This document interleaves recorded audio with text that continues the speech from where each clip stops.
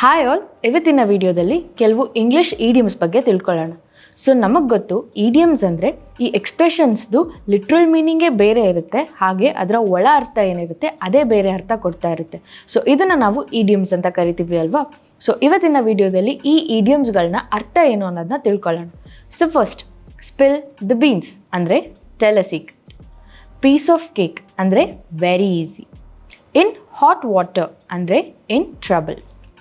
Break a leg ಅಂದರೆ good luck. Hold your horses ಅಂದರೆ stop ಅಥವಾ ವೆಯ್ಟ್. ಸ್ಮ್ಯಾಶ್ ಹಿಟ್ ಅಂದರೆ ಬಿಗ್ ಸಕ್ಸಸ್.